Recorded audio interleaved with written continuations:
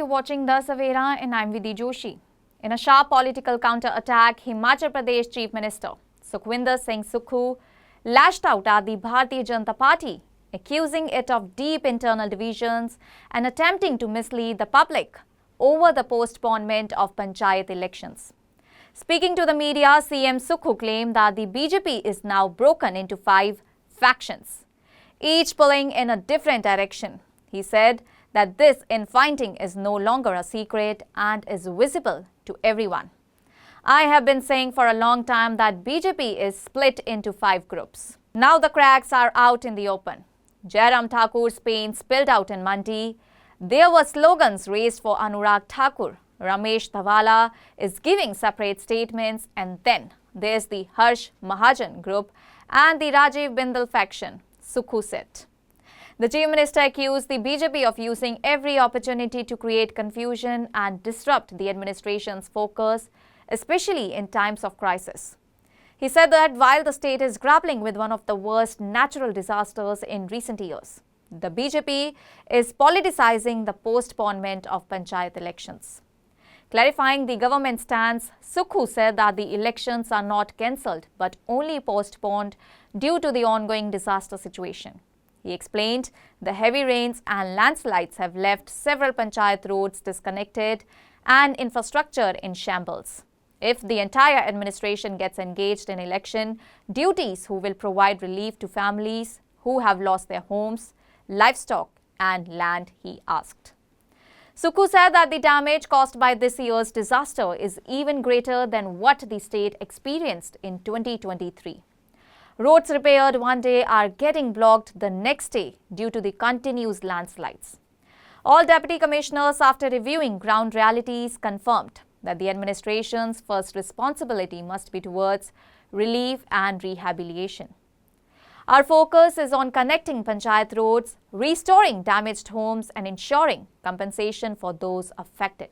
पंचायती राज चुनावों के संदर्भ में मैं ये कहना चाहता हूँ कि भारतीय जनता पार्टी हर बात को तूल देती है और भारतीय जनता पार्टी की एक नीति बन गई है कि हर बात का विरोध करना है और ध्यान भटकाना चाहती है।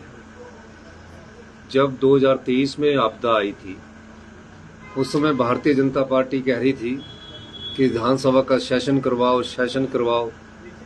आपदा आई थी और हमने सेशन थोड़ा देर से करवाया था। तो भारतीय जनता पार्टी का जब हमने थोड़ा देर से सेशन करवाया तो उस समय आपदा पर हम चर्चा लाए। भारतीय जनता पार्टी ने उस समय 2023-24 में जो आपदा आई थी उस चर्चा में वॉकआउट किया, आपदा पर प्रभावित परिवारों के साथ खड़े नहीं हुए। इस बार 20 जून से लेकर भयंकर आपदा हिमाचल प्रदेश में आई हुई है और इस बार की आपदा 2023 से ज्यादा से बड़ी आपदा है।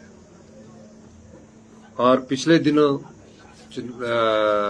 गुमारवी में एक बस दुर्घटना हुई, लैंडस्लाइड्स हुआ और सभी डिप्टी कमिश्नर से बातचीत करने के बाद उन्होंने कहा कि अभी हम पंचायतों की सड़कों को जोड़ने में सफल नहीं हुए हैं और पंचायतों की सड़कें इसलिए नहीं हुए क्योंकि बारिश इतनी ज्यादा हो रही है कि हम एक दिन सड़क खोलते हैं, अगले दिन लहासा उसमें आ जाता है। तो डिजास्टर एक्ट पूरे प्रदेश में था, वो पंचायती राज चुनावों के माध्यम से उनके कार्यप्रणाली पर फर्क पड़ रहा था।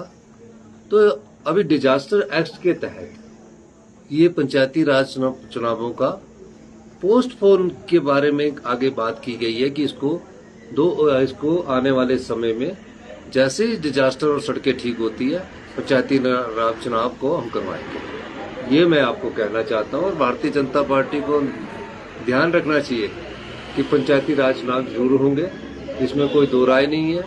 और मैं ये भी कहना चाहता हूँ कि निश्चिंत रहिए, अभी सिर्फ हमें पहला जो हमारा कर्तव्य और दायित्व बनता है बारिश खत्म होने के बाद उन आपदा प्रभावित परिवारों को राहत पहुंचाना है, जिनके घर उजड़ गए हैं उन घरों को बसाना है, जिनके घर को आंशिक नुकसान हुआ है, सिल्ट गई है, उन घरों को मुआवजा देना है, जिनके पशु बह गए हैं उनको पशुओं का पूरा मुआवजा देना है। इस दृष्टिकोण से हमने ये कार्य करना है और मेरा ये मानना है कि भारतीय जनता पार्टी इस बात को पंचायती राज चुनावों को ध्यान में रखें कि चुनाव निश्चित है। डिजास्टर जैसे ही हम अपने डिजास्टर से सड़कों को खोल देंगे, पंचायती राज चुनाव होंगे। भाजपा नेताओं में आपसी टकराव देखने को मिल रहा है। जयराम ठाकुर और मैं तो काफी समय से कह रहा हूं, क्योंकि पत्रकार बंधुओं को मैं बताना चाहता हूं कि भाजपा 5 गुटों में बटी हुई पार्टी है। जयराम ठाकुर जी का दर्द छलक गया, आपके सामने आया।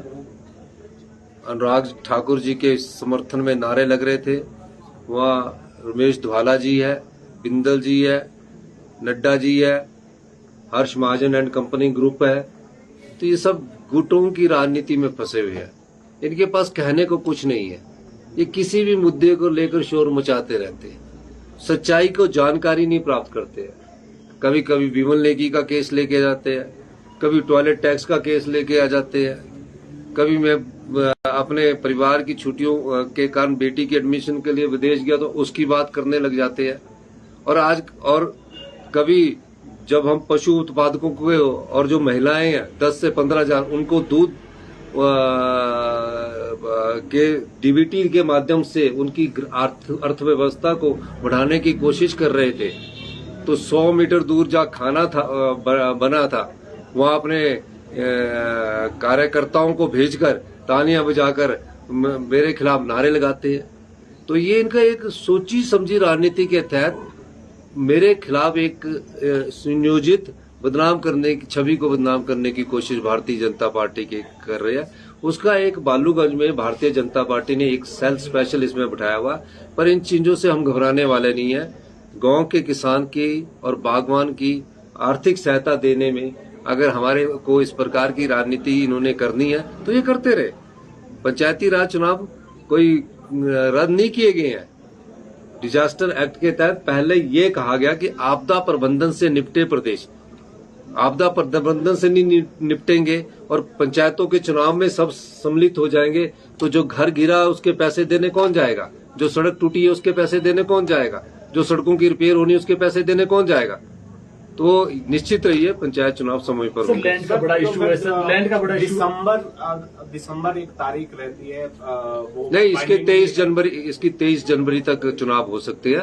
लास्ट डेट 23 जनवरी तक। 13 तारीख के लिए फाइनल हो गया सर। कांग्रेस के कौन कौन नेता आ रहे हैं जो जीत पर कार्यक्रम? देखिए, अभी फाइनल नोटिफिकेशन नहीं आई है, फाइनल अप्रूवल नहीं आई है। जब तक फाइनल अप्रूवल मेरे पास आएगी मैं आपको बता दूंगा।